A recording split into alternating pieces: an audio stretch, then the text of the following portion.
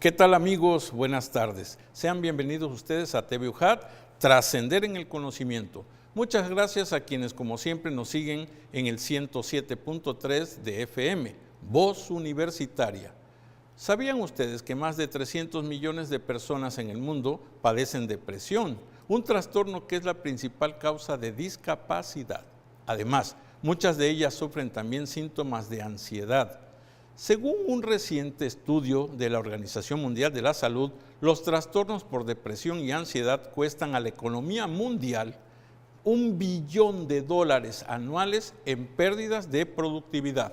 Por otro lado, es bien conocido que el desempleo es un factor de riesgo de problemas mentales, mientras que la obtención de un empleo o la reincorporación al trabajo ejerce efectos protectores. No obstante, un entorno de trabajo adverso puede ocasionar problemas físicos y psíquicos, un consumo nocivo de sustancias y de alcohol, ausentismo laboral y pérdidas de productividad. La promoción de la salud mental en el lugar de trabajo y el apoyo a las personas que sufren trastornos psiquiátricos hacen más probable la reducción del ausentismo laboral, el aumento de la productividad y la obtención de beneficios económicos que conllevan estos efectos. Hoy nos acompaña para hablar sobre la actitud y la salud mental en las organizaciones un especialista en este tema, el licenciado psicólogo Juan de Dios Villaseca Galván. Recuerde que puede comunicarse con nosotros al 358-1596 para cualquier duda o comentario. Quédese con nosotros. Esto es Cita Médica 35.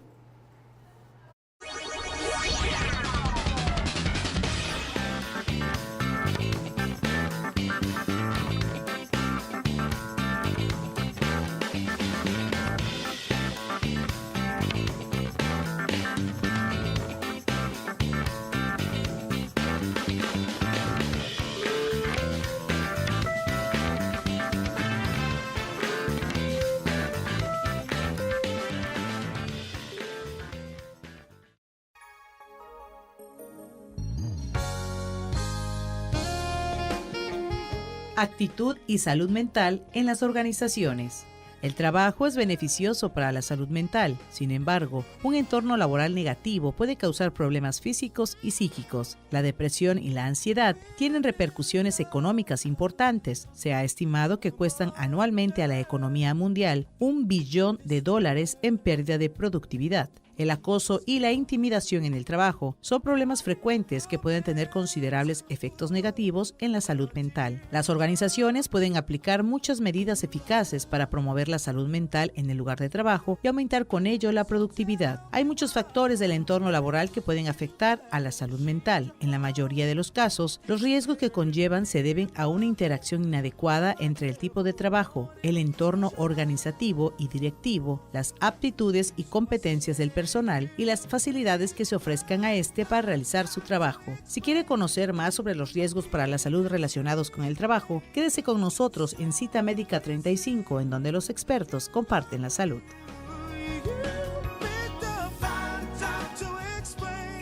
Cita Médica 35, le felicito por acudir puntualmente y como tal probablemente tenga usted un descuento a la hora de darle la cuenta. Bueno, usted sabe que si es puntual, todos salimos beneficiados.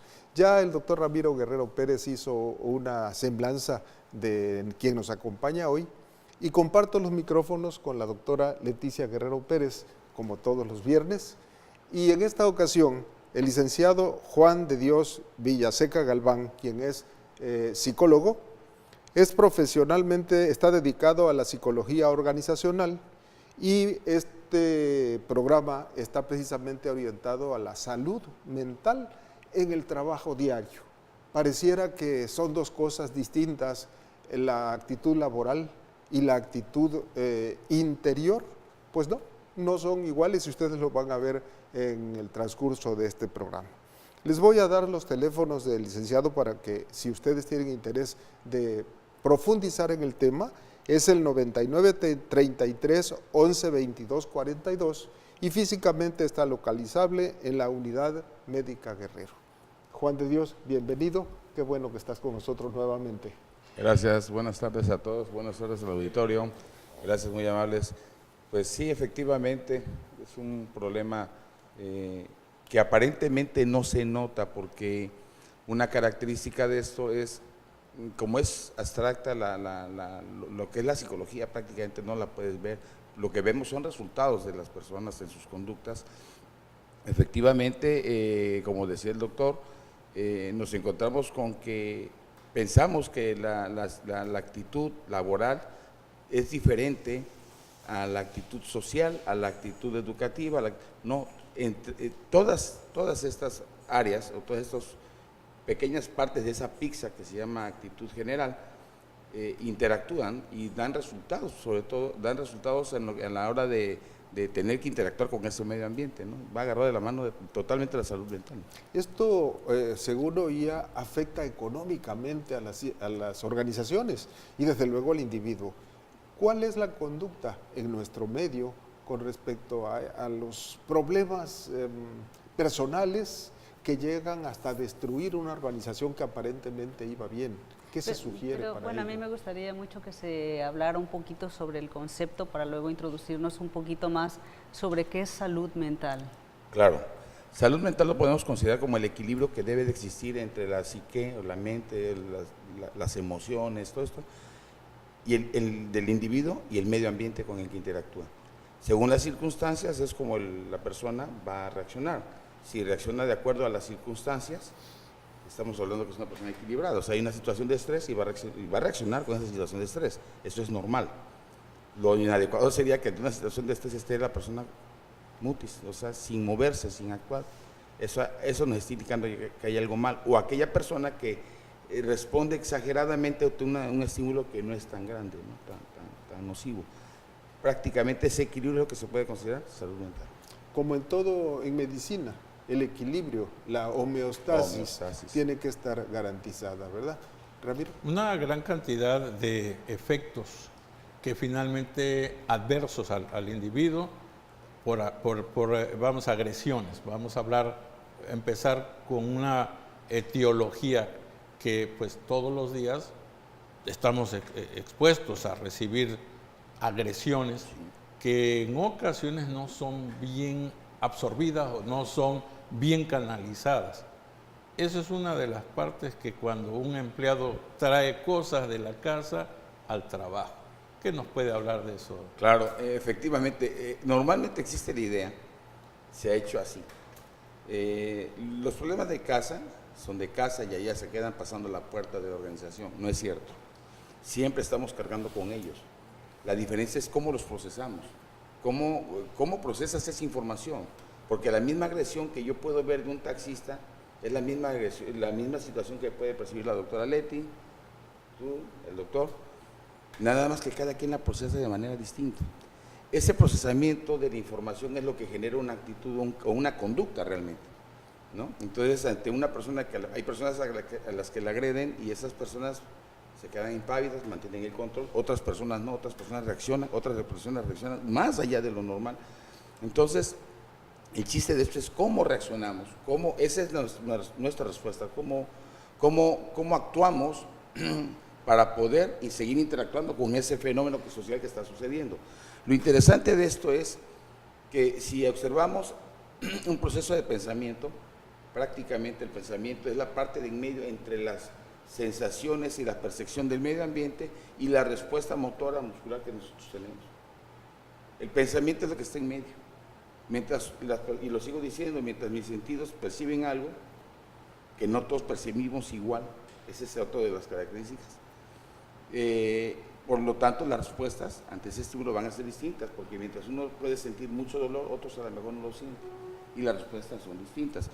Se dice que la dopamina juega mucho un papel importante. Cuando estoy deprimido, cuando estoy ansioso, la dopamina funciona sobre la amígdala de manera distinta.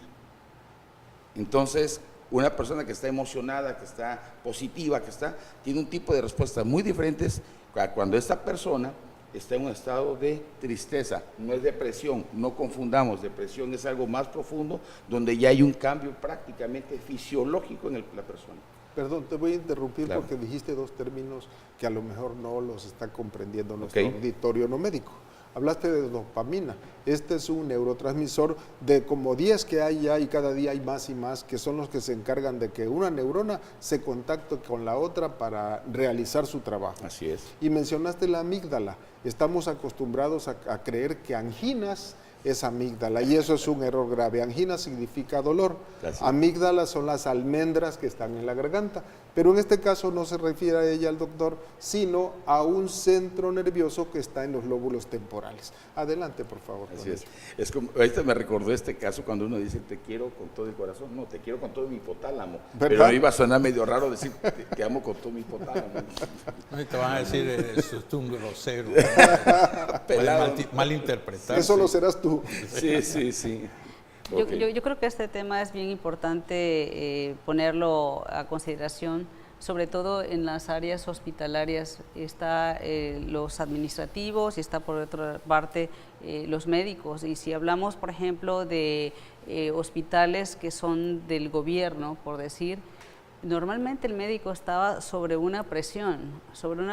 ¿Por qué? Porque tiene que ver un gran número de pacientes y entonces en un momento dado esto llega de alguna forma a presionar e incluso a, puedo decirlo que hasta deprimirlos debido a que se sienten bastante presionados para ver la cantidad y desafortunadamente muchos de ellos no tienen la tolerancia, pero vamos a ir a algunos promocionales, doctor. Bueno, aquí hay una situación que yo creo que tenemos que dejar enfocado lo que vamos a tocar en el siguiente bloque.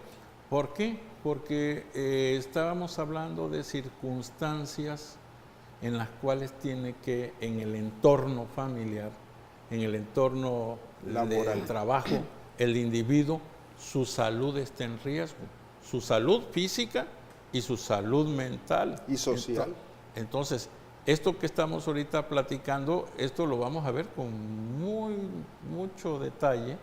Le voy a pedir ese favor, doctor, por favor, que nos explique cómo puedo yo variar, Entonces, ahorita vamos a regresar con usted y volvemos con nuestro invitado, amigos, aquí.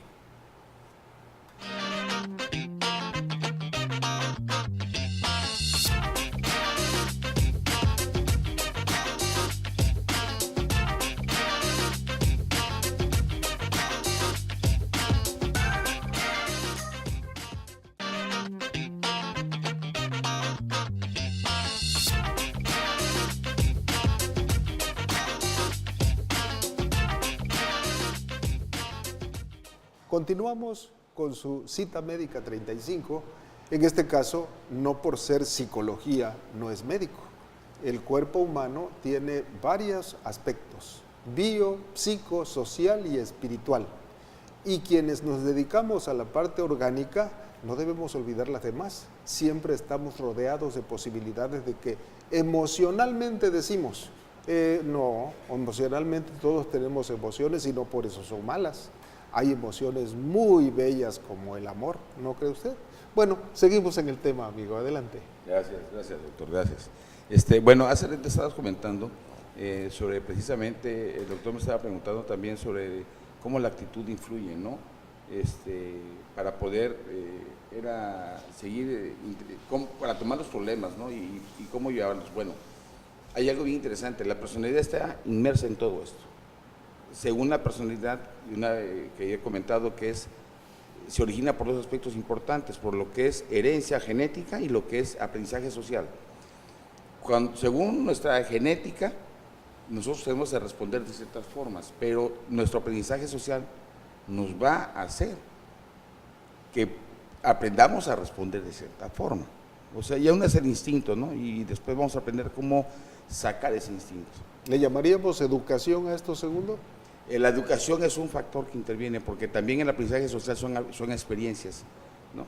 La educación, estamos hablando desde el punto de vista estricto, bueno, aquel proceso que nos dan en casa, ¿no? Aquel proceso de enseñanza, y aprendizaje, pero es informal. Eso es. El formal viene siendo lo que es escuela, por eso se dice que la escuela viene siendo la segunda casa, ¿no?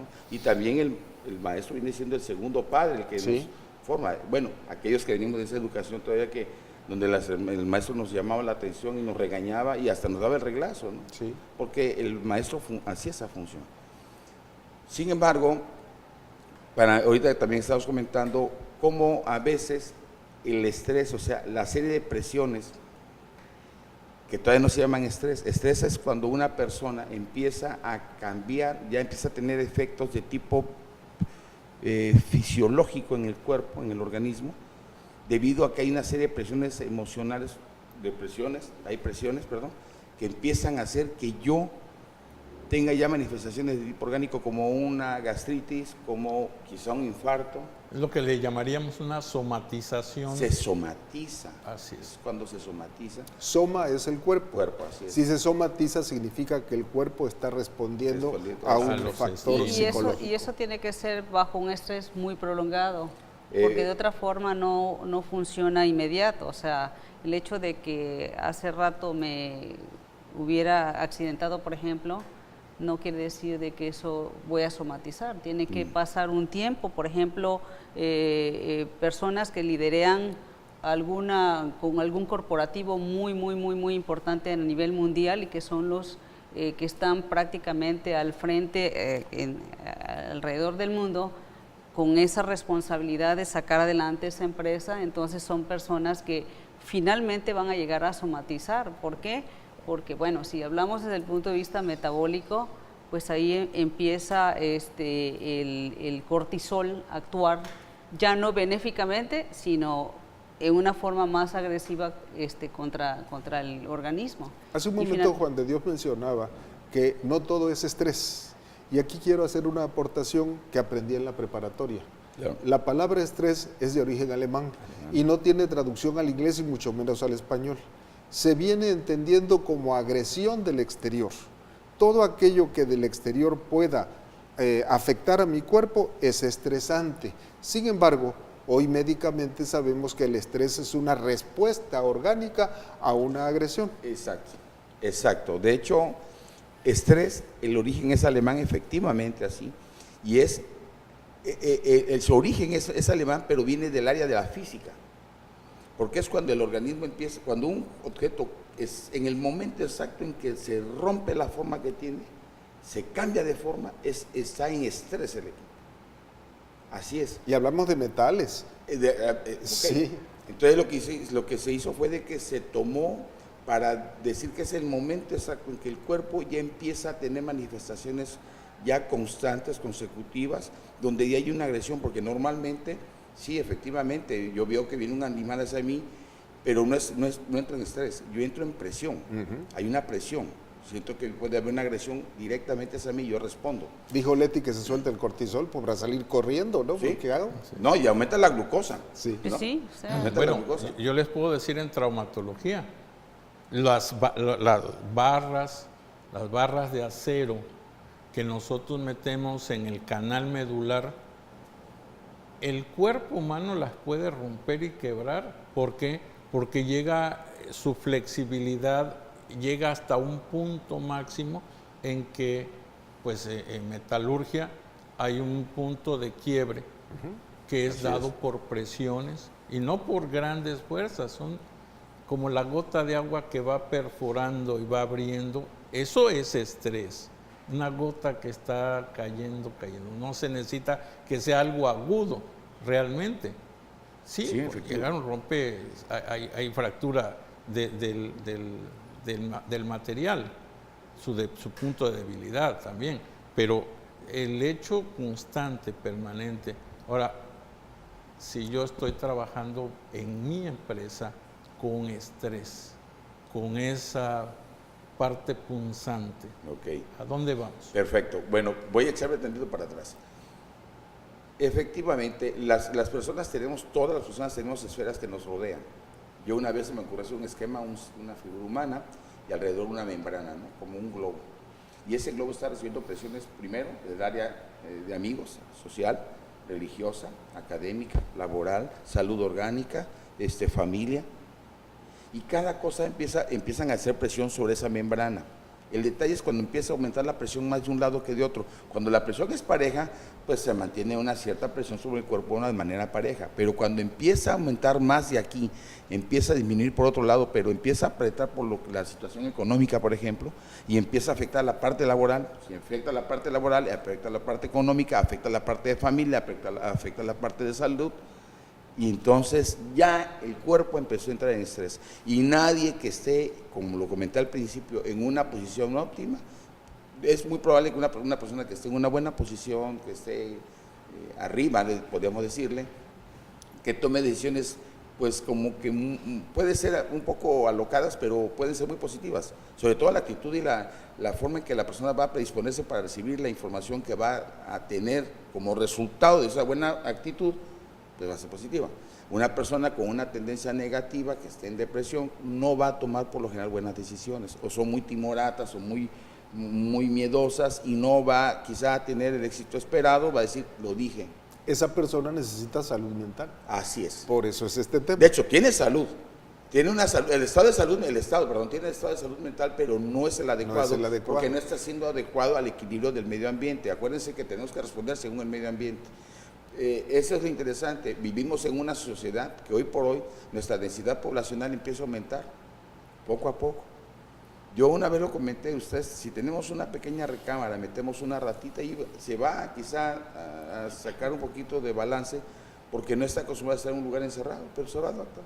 Metemos 2, se van a pelear un poco de territorio, metemos 3, metemos 4 o 5, y al rato se va a inundar de ratas, va a haber estrés, se van a empezar a agredir, van a buscar liderazgos, van a buscar sobrevivir, y si se llegasen a adaptar en un momento dado al medio, la naturaleza se va a encargar de hacer lo propio. No habla de política, ¿verdad? No, Bien. pareciera, pero no. Es otra variante. Esa es una variante. Entonces,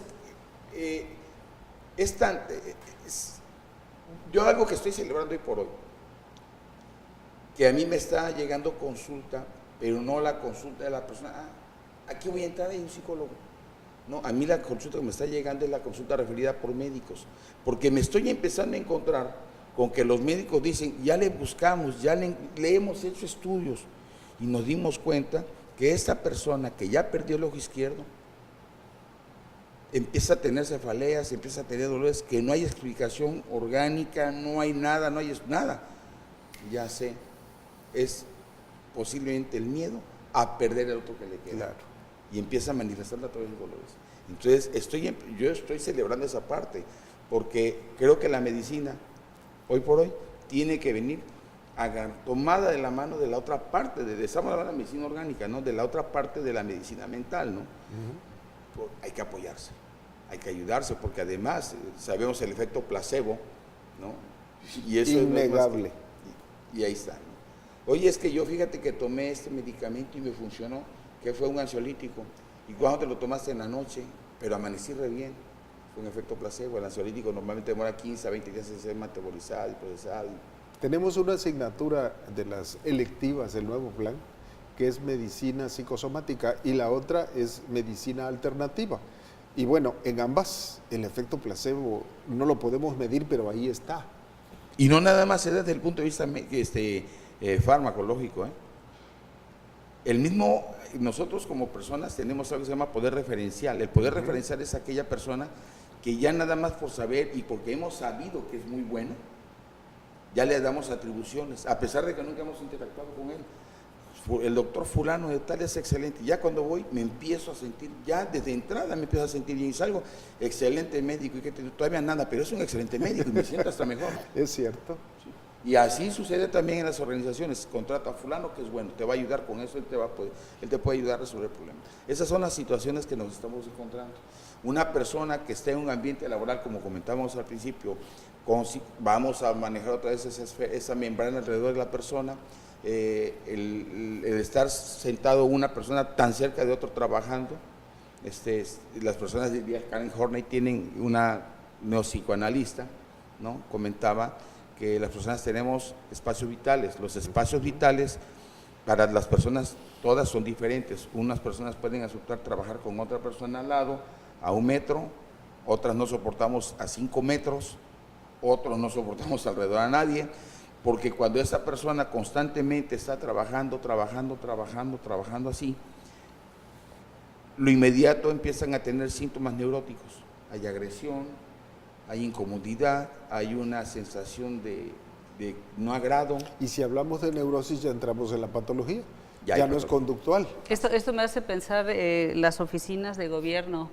Va uno, por ejemplo, a tránsito, está todo mundo aglomerado y seguramente que han de estar casi Eso es. gritándose uno contra otros, ¿no? Por eso tenemos ese tipo de ambientes. No se ¿Me planeó. van a permitir el tantito? clima. Vamos a un promocional en lo más bueno. Espérenos ustedes aquí en Cita Médica 35. Esto se va a poner más interesante. Ah, sí.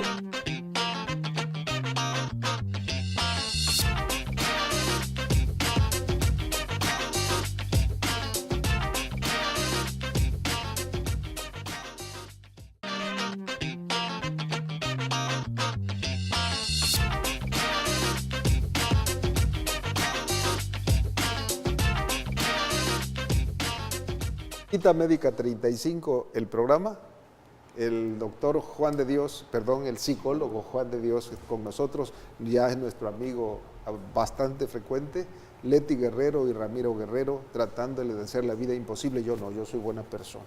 Continuamos, por favor. Hace ratito la doctora Leti estaba comentando algo que me llamó muchísimo la atención porque eso es lo que está sucediendo y no nada más ahí. Hace muchos años se empezó a investigar y se empezó a dar cuenta que las personas que estaban, a los médicos que estaban atendiendo a personas en áreas críticas como choque, terapia intensiva, urgencias, empezaron a dar muestras, se empezaron a dar cuenta que había ciertas características de comportamiento como que no eran muy sanas. Y se empiezan a hacer muchos estudios en esto, ¿no? Pero bueno, Jackson y Maslach, ya los últimos, los recientes, si no me equivoco fue en Nueva York, empezaron a darse cuenta que los médicos residentes, los internos y los médicos adscritos empezaron a tener problemas con respecto a despersonalización. Hablaban de despersonalización cuando ya no es el paciente don Felipe Guzmán Loera, sino que es el paciente diabético, el nefrótico, el no sé qué de la cama 15. Aparentemente no tiene nada que ver, no, tiene todo. Tiene todo porque se despersonaliza, ya es un paciente, ya no es un paciente, ya es una enfermedad, ya es un síndrome y está adscrito a una cama. Ellos empiezan a llamarle esto, es un desgaste laboral emocional, ¿no? Se llama burnout, quemados, ¿no? Es el síndrome del quemado, son personas que están desgastando.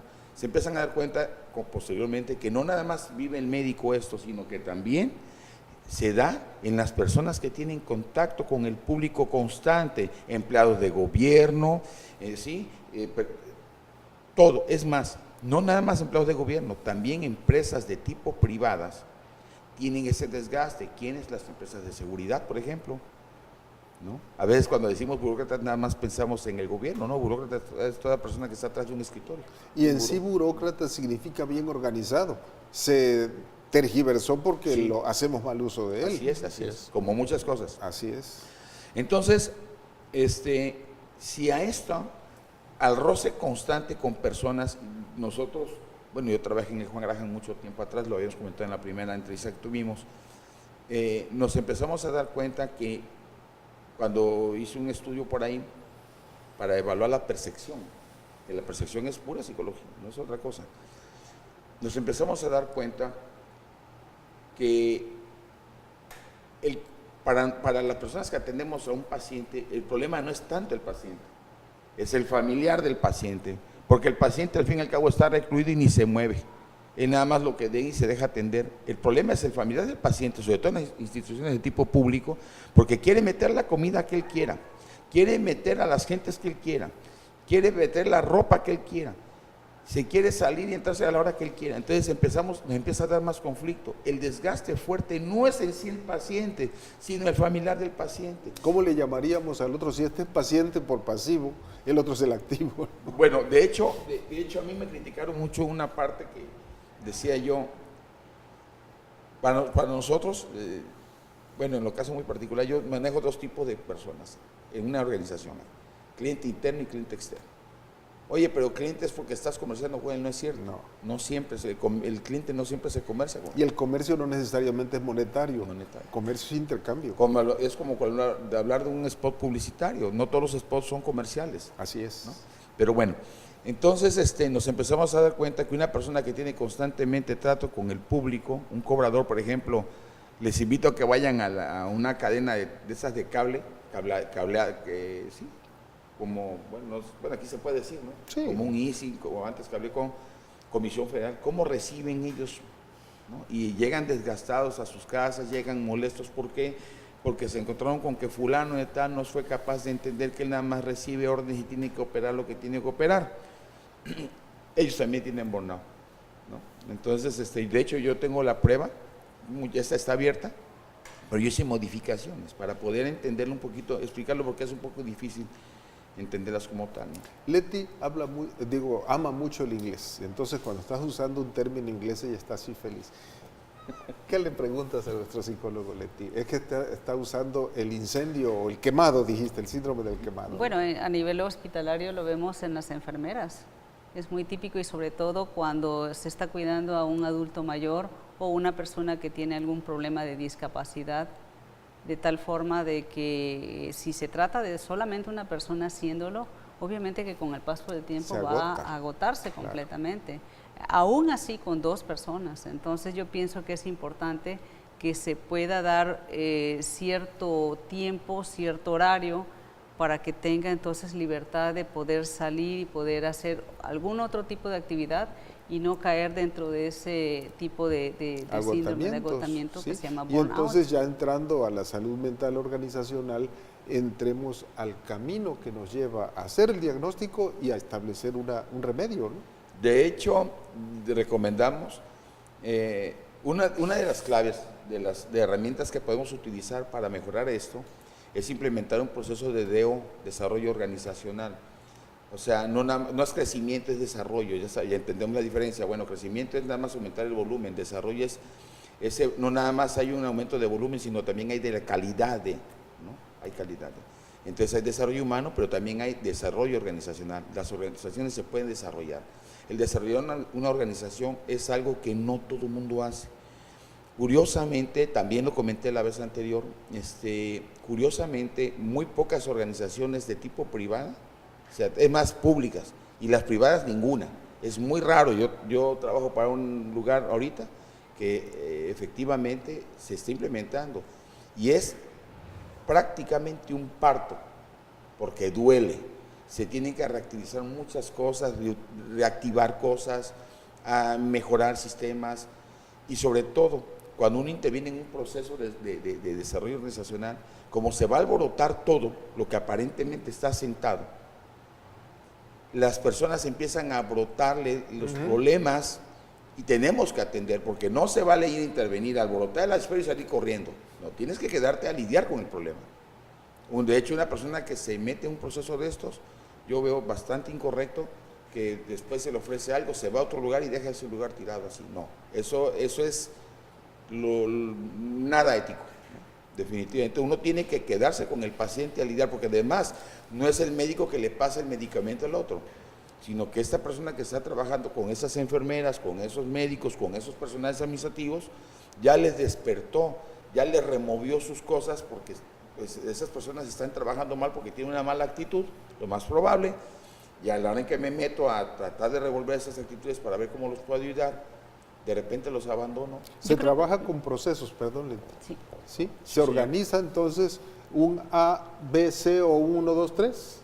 ¿En este caso? Sí, es un ABC con un 1, 2, 3. O sea, son varios frentes, ¿no? Por un lado se empieza a entrar lo que es la organización, la estructura prácticamente organizacional.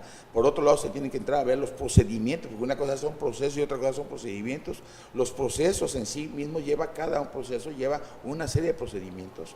Tenemos también que ver lo que es evaluación de personal, porque normalmente no se evalúa con pruebas adecuadas al medio. Normalmente a mí me dicen, oye, fíjate que yo apliqué con una prueba fulana de tal, y Macover o algo así, y no me funciona. Digo, bueno, no te va a funcionar porque fue creada en Estados Unidos, a lo mejor no está tan estandarizada, pero el otro problema es que las pruebas las sociedades han ido evolucionando, han ido cambiando. Lo que antes era avergonzante, ahorita ya es algo hasta de orgullo. Entonces las situaciones y las pruebas tuvieron que haber sido modificadas. No se modifican, ¿por qué? Porque está pasando algo bien interesante. Modificar una prueba psicométrica no es fácil, implica mucha investigación, implica mucho encuesta, implica mucha matemática, mucha estadística, y todo eso cuesta dinero. Yo creo que una de las cosas que tenemos en México es que no hay la cultura de tener en las organizaciones algún psicólogo o algún área de psicología.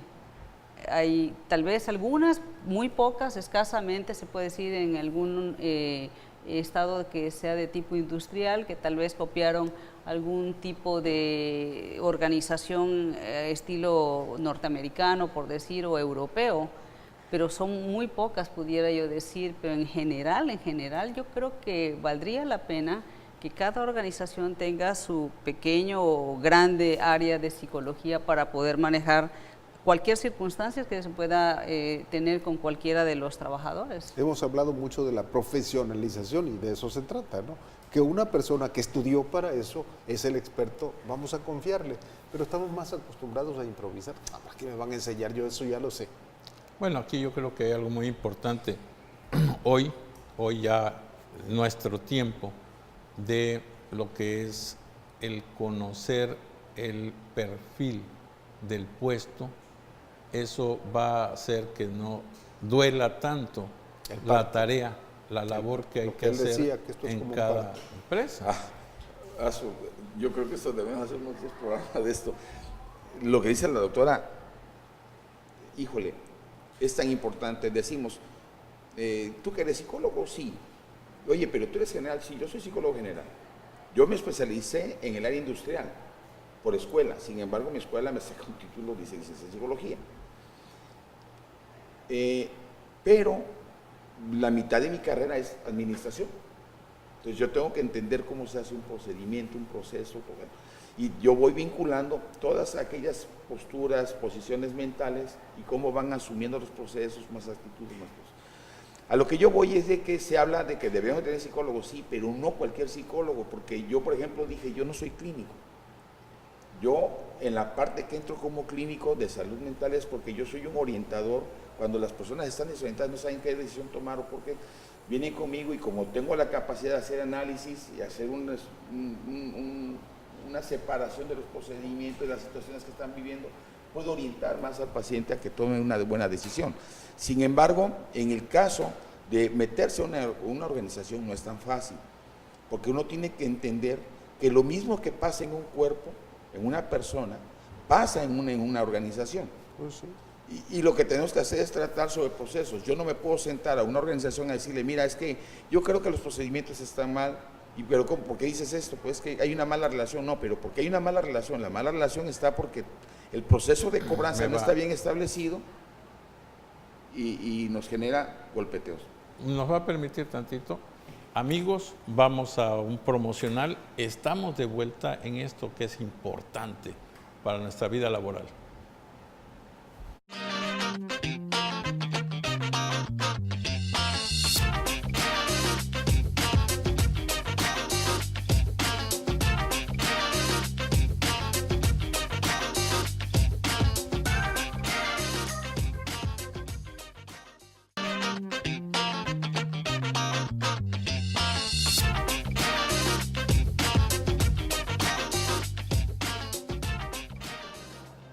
Con Cita Médica 35 estamos esta tarde, como todos los viernes, y estamos con el psicólogo Juan de Dios Villaseca Galván.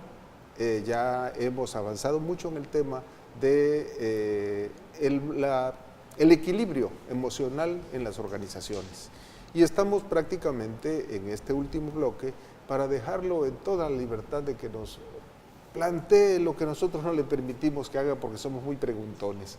Adelante, Juan de Dios. No, yo creo que hasta me siento muy cómodo con las preguntas porque ya sé que nos enfocamos en algo en particular. Pero bueno, grosso modo, ¿no? Entonces ya tenemos una idea de que las personas reaccionamos por genética más el aprendizaje social, vamos haciendo nuestros perfiles de comportamiento, personalidad, pues somos tan distintos, y y esa sigue caminando a través del tiempo. Mucha gente acostumbrados en las organizaciones, muchos psicólogos, a aplicar una prueba de personalidad ahorita y después la vuelven a aplicar. Digo, pues la personalidad no cambia, se adecúa, pero no cambia. La esencia se mantiene, los principios se mantienen, que eso es lo que a mí me interesa. La inteligencia puede mejorar, porque uno con el tiempo va aprendiendo. La inteligencia hoy por hoy es un concepto que está definido, pero no tan definido. Siguen surgiendo cosas, y lo digo abiertamente, yo creo que a varios psicólogos esto les puede choquear un poco, pero si ya hubiera una definición total, precisa de la personalidad, nada más tendría que haber una sola prueba de personalidad, claro. Y no la hay. De hecho, hay varias escalas, de inteligencia, hay varias escalas de inteligencia, ¿no? La escala Stanford-Binet, por ejemplo, es una, que a mí me gusta mucho esa, la escala Wechsler, ¿no? Entonces, ¿y qué tan confiables son finalmente? Una prueba o una prueba psicométrica, realmente me gusta más, a mí casi no me gustan los anglicismos, pero una prueba psicométrica realmente es una encuesta. Y como toda encuesta tiene un grado de confiabilidad, tiene un grado de validez. Y sesgo, ¿no? También. Por la diferencia son los sesgos. Yo no creo totalmente. Yo en lo personal, yo tomé pruebas que existen, yo les di una adecuación en la computadora, las tropicalicé un poco al tabasqueño, porque, comento rápidamente, por lo general las pruebas las hacen en España, las hacen en Estados Unidos, las hacen en Italia, las hacen en Argentina, en Chile. Inglaterra también. Pero cuando las quieren convertir, hay que empezar todo un proceso estadístico para hacer la conversión. Claro. Para que realmente, porque los conceptos cambian entre un país y otro por la misma idiosincrasia. Es como estudiar medicina en el norte para ejercer en el sureste. Nada. Bueno, como cuerpo humano sí, pero la medicina no nada más es conocimientos de tipo orgánico, sino imagínense tratarle, un hematólogo que trata un problema a un Sherpa, ¿no? A un esquimal, ¿sí? y a una persona del Ecuador, ¿no? Va a decir, es que esos son los niveles normales de glóbulos rojos. Espérame, ¿de quién estás hablándome, no? Recuerdo que en las Olimpiadas del 68 eso fue un verdadero problema, que estaban estudiando los atletas de todo el mundo en la Ciudad de México, que es completamente distinto, ¿no? Sí. Ok, entonces el saber adecuar las cosas es importante. Acuérdense, el mismo equilibrio que hablamos de salud mental es el equilibrio entre el organismo y el medio ambiente desde el punto de vista en lo abstracto, en lo que no se puede tocar, en las ideas. Por eso medir psicología no es fácil. Medir psicología no es fácil. Un contador cuenta, toca, sabe que ahí está ese objetivo. Un psicólogo lo que hace es que mide lo subjetivo, lo que no se, la felicidad, saber ¿cómo se mide? ¿Cómo la mides? No, se puede medir, ¿cómo no? Pero siempre tenemos sesgos, errores. Hay muchos sesgos en el método, hay sesgos en el muestreo, hay sesgos en la percepción, en el lenguaje, en la comunicación de la prueba.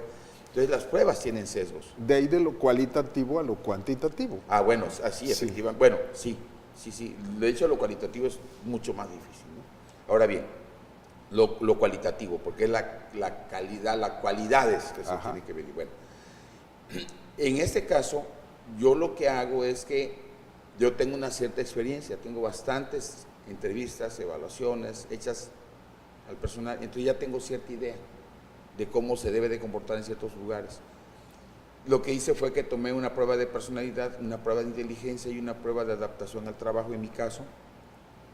Las aplico por pruebas, por tener el soporte estadístico. La prueba psicométrica sirve para validar estadísticamente lo que yo estoy observando.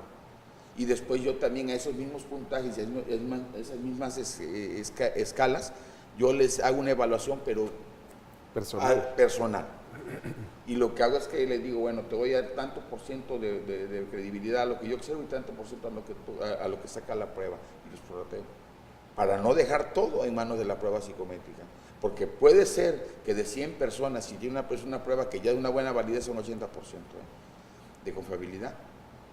Entonces, el hecho de que yo le diga, ¿sabes qué? No pasaste la prueba, pues te vas para afuera, espérame tantito, no te lo permito.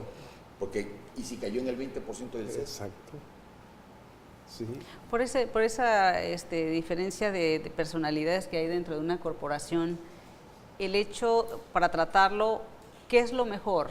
Porque, bueno, esto a mí me tocó verlo en Estados Unidos cuando estaba yo trabajando, y veía que una de las cosas para poder integrar al personal, sobre todo cuando no había una buena interrelación, es de que realizaban algún tipo de actividad como por ejemplo picnic, ¿no? O iban a jugar béisbol o se juntaban y ahora sí que el dueño de la corporación invitaba, o incluso algunos agarraba y les regalaba boletos para ir a ver el béisbol, ¿no?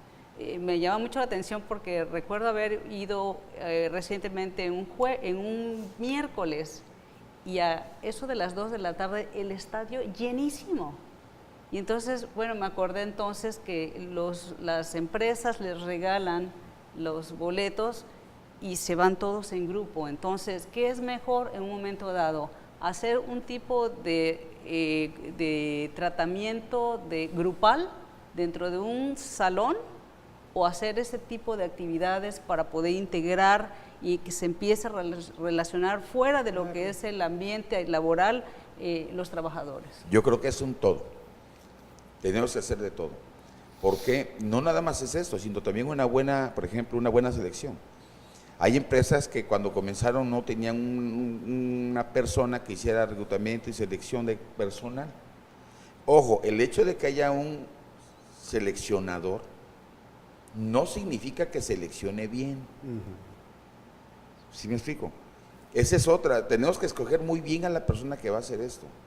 Muy bien. Las entrevistas son sumamente latosas. Las entrevistas, y mucha gente tiene entrevistas acartonadas.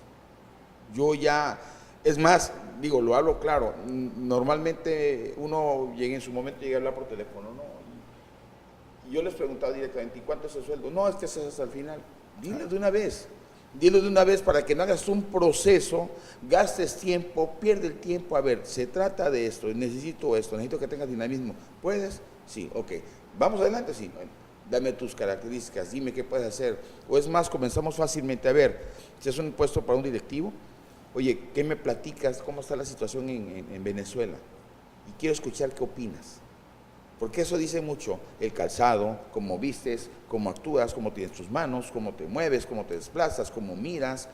Todos estamos siempre mandando información.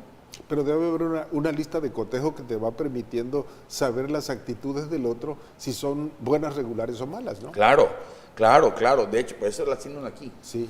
Uno aquí uno se queda con un buen sabor de boca, ¿no? Ahorita precisamente me está tocando reclutar a una persona.